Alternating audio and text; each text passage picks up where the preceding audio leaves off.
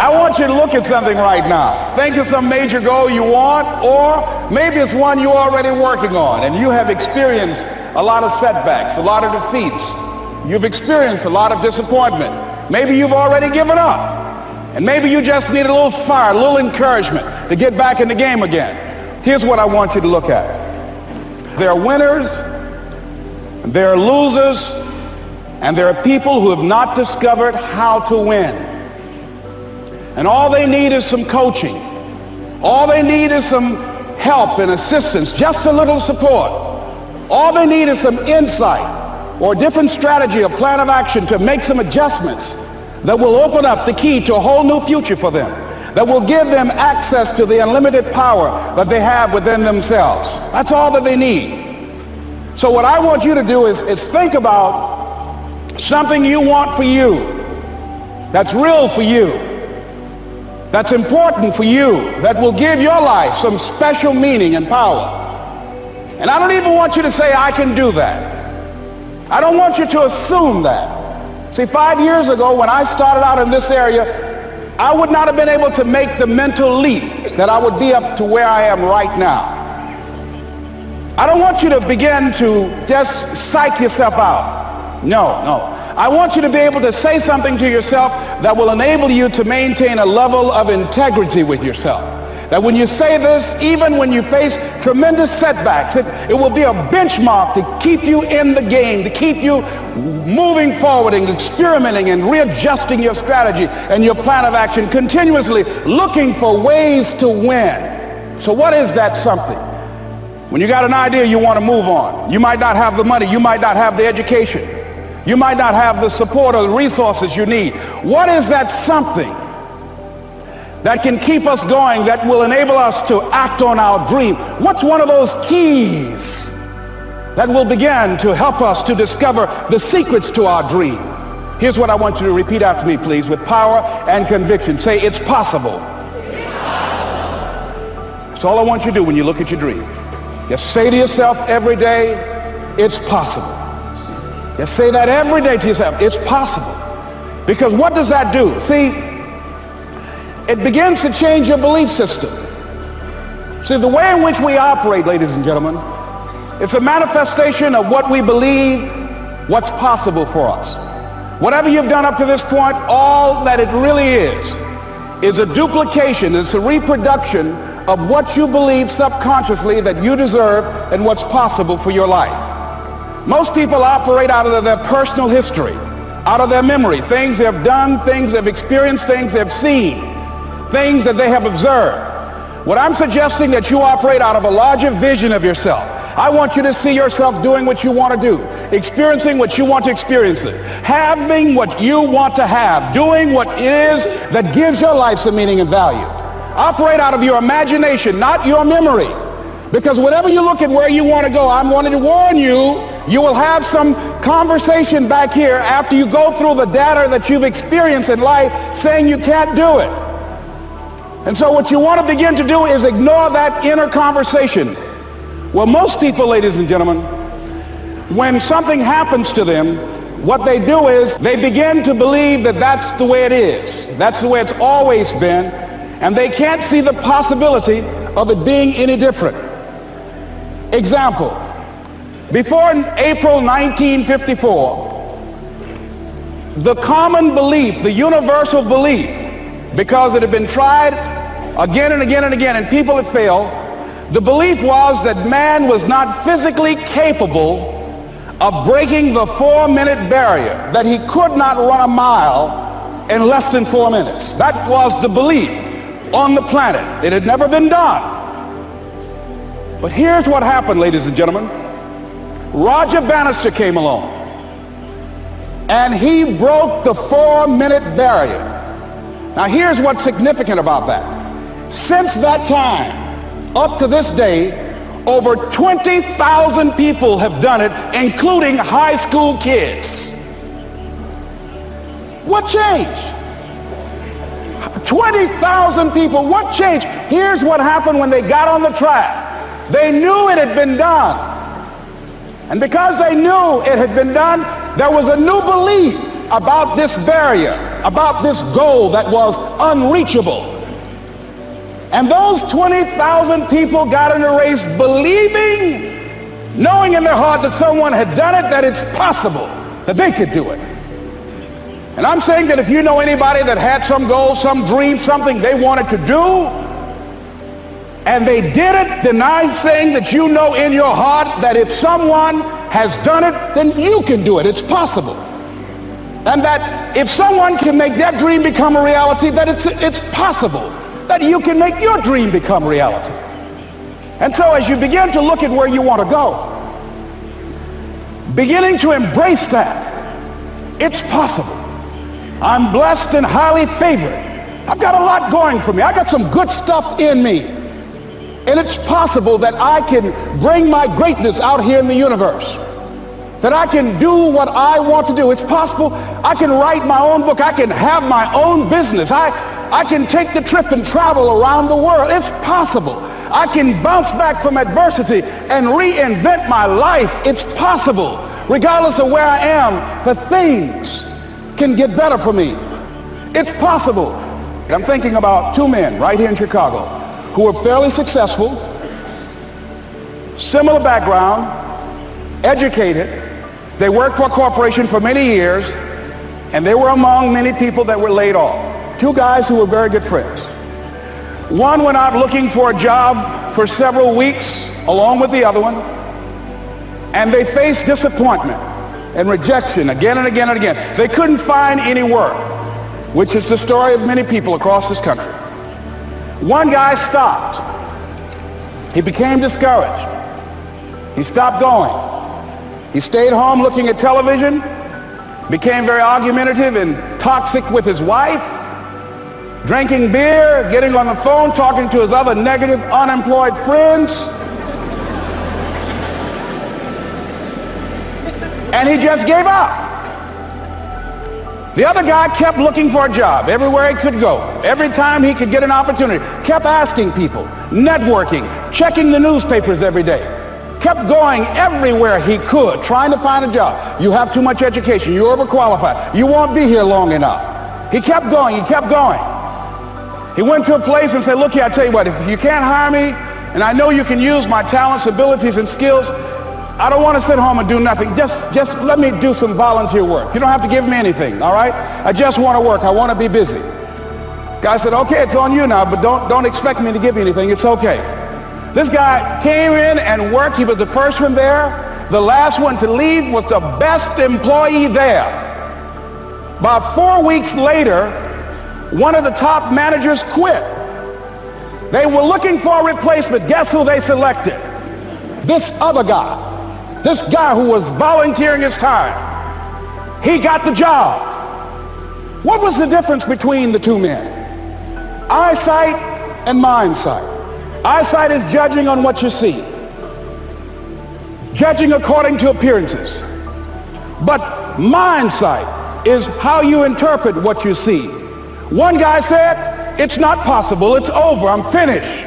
I can't do it. I can't make it. He surrendered. I've faced rejection again and again. I'm not going anymore. There are no jobs out there. But this other guy, he felt that in spite of the no's and rejections, in spite of how bad the economy is, in spite of what the newspapers are saying, that it's possible that somebody somewhere will give me a job. He just kept going, thinking it was possible. And guess what, ladies and gentlemen? That's what we have to do with our dreams. Because things happen to you in life that you can never, ever anticipate. And many times when those things happen, you want to give up. I remember when I was in broadcasting, when I was a disc jockey, I became very controversial, not only being a disc jockey, but I felt that radio was something that you not only entertain people with, but you also empower them, you educate them.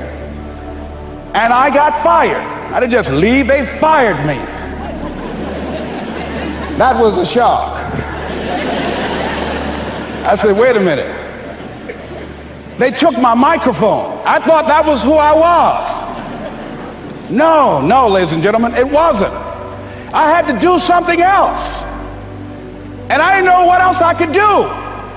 See, here's what I'm looking at. what are the uses for your life right now that you haven't even reached for yet? See, I believe that when you don't have enough encouragement to act on your dreams or ideas, or you're not enlightened enough, that life will act on you. See, life had moved on me and said, Les Brown, you have outgrown this. It's time for you to do something else. Well, I wasn't enlightened enough. I organized some disc jockeys and got my job back. So they had to fire me again. I got fired twice. Here's what I did. I had to think of something else. And so a guy suggested to me, he said, Les, why don't you run for office? I said, man, I've never run for office. I've never known anything about how to operate in the political arena. I've encouraged people to register to vote and get out to vote, but I don't know anything about politics. He said, neither do the people who run for office all the time.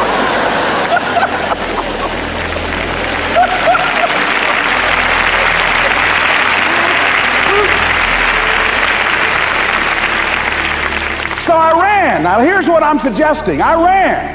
You got to do what you can where you are with what you have. I didn't have any money. I didn't know anything about the political process. I didn't even have any support. But here's what the guy told me. It's possible you could win. That's all I had. I was running against an endorsed candidate. He was an incumbent. He had the newspaper support, all of the leadership in the community, and I was challenging this guy. So I had a saying when I was on radio, stand up for what you believe in because you can fall for anything. And I would go door to door. I have my kids on one side of the street. I would be on the other, and I'd knock on doors. Hello, my name is Les Brown. Tell everybody I'm still standing. They get on the phone. Child, Les Brown was to my house today. You know the boy on the radio with the big mouth? Yeah, they fired him, honey. Say he's still standing. See, I'm saying just keep moving. Don't start feeling sorry for yourself. Don't spend time blaming and talking about what happened to you. See, whatever you talk about, that's what you multiply and expand in your life experience. So don't talk about stuff unless you want it to keep on happening to you, all right? So I got in that kind of action.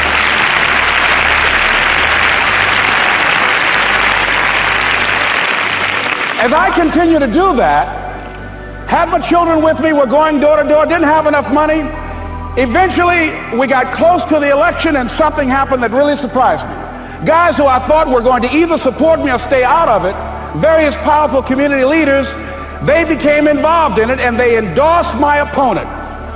I felt devastated. Now that's going to happen to you when you're working on your dream. Things are going to happen that's going to catch you on the blind side. That was shocking to me. They didn't have to do that. All they had to do was just stay out of it. But here they go, come up in there messing with me. Now that's going to happen. There's some people who believe it's their personal business to stop you from living your dream, all right?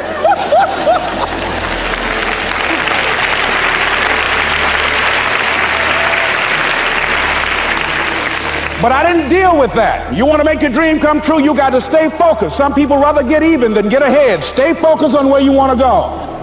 I just kept on doing what I was supposed to do. And so I was driving to the radio station. My opponent had over $20,000. I had less than $800. As I was in the radio station, the guy said, you're going to make a commercial? I said, yes. He said, it better be a good one because that money can't go pretty far here. And I sat there in the middle control room and I was thinking. And here's what happens when you get still. Stuff will start coming. Something said, call your mama. You used to talk about your mother on the air all the time. Ask her to say a few words for you. That'll be a different kind of political spot. So I called my mama, and I had a gospel record playing in the background.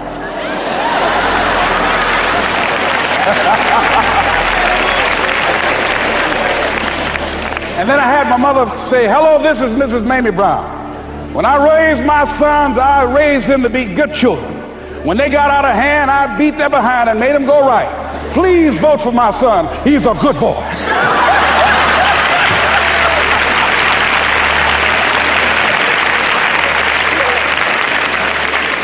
Usually in the state representative race, maybe 3,000 or 4,000 people will come out to vote in a primary.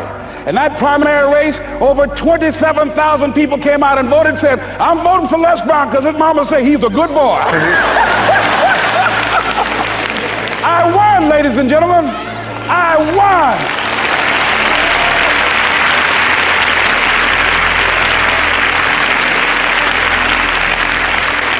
So you've got to be willing to stay focused, to be creative, to be relentless, because things are going to happen to you when you're working on your dream, when you get on track. I remember when I first got involved in speaking, one of the main things that speakers like to do is speak to a certain association that they have over 10,000 of their sales reps that come to this convention. And I was relentless. I kept saying, it's possible. It's possible. See, what I want to let you know and set you up for, because you said it's possible, don't mean that you're not going to have any problems. That Murphy's Law ain't going to come and slap you side the head. Oh, Murphy going to come visit you. He's waiting for some of y'all out in the parking lot. Oh, you say it's possible. Okay, it's possible. You better get up. Well, I was working. I kept saying it's possible. They got other speakers on this program. I can be on that program too. I kept selling myself. I got all fired up. And I was calling them every day. And the lady finally said, Mr. Brown, I tell you what, we want you to come in and talk to our sales executives. You got the kind of fire and guts that they want, that will motivate them. And let me tell you something else. We want you to bring your motivational tapes. You're going to need at least $50,000 worth of tapes. I said, is that right? Yes, because they want to keep that drive alive. I said, all right. I called the guy to duplicate my tapes. I said, Don, how you doing? This is Les. Let me tell you, I got a major speaking engagement. I said, man, it's a speaker's dream. I need over $50,000 worth of product. He said, Les, you don't have that kind of credit. I said, I know, but Don, I can sell that. Just right after speaking engagement, I'll give you your money in 4 days. He said, are you sure, Les? I said, yes, but I got a major speaking engagement, and they told me to do it. He said, man, that's a big order. Let me talk with the lady with you. I said, hold on just a minute, man. Call the lady back. Hello, Evelyn, how you doing? This is Les Brown. I got Don on the phone. What did you say? Do I have the speaking engagement?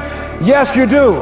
And what else you suggest? Les, our people, they buy a lot of tapes. Your tapes are very popular among them. I'm saying bring at least $50,000 worth of tapes, Les. You'll sell everything you got and more.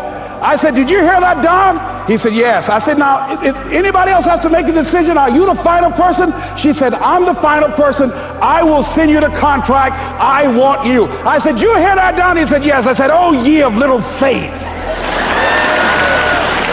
I said, duplicate the tapes, man. Hung the phone up. Well, he duplicated the tapes. 1 week came by. I'm checking the mail every day. No contract. I said, come on, Murphy, don't start nothing, man. Come on. Come on, man, give me a break. Come on, you know, this ain't fair. Come on, man. Give your boy a break. Come on. I talked to myself, you know. I didn't want to call him right then. 2 weeks passed by. Murphy said, don't you think you ought to call him? I said, okay. I called, I said, hello, this is Les Brown calling. How you doing, Les? I said, fine. I said, Evelyn hasn't sent my contract out yet. Any additional information you need? So, Les, you haven't heard? I said, no. I said, Evelyn died. I said, she died? I said, did she say anything about me?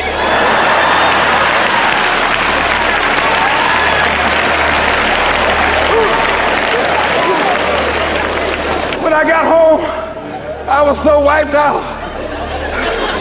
And Murphy was in the house waiting on me. Murphy said, is it possible you want to listen to some of your tapes?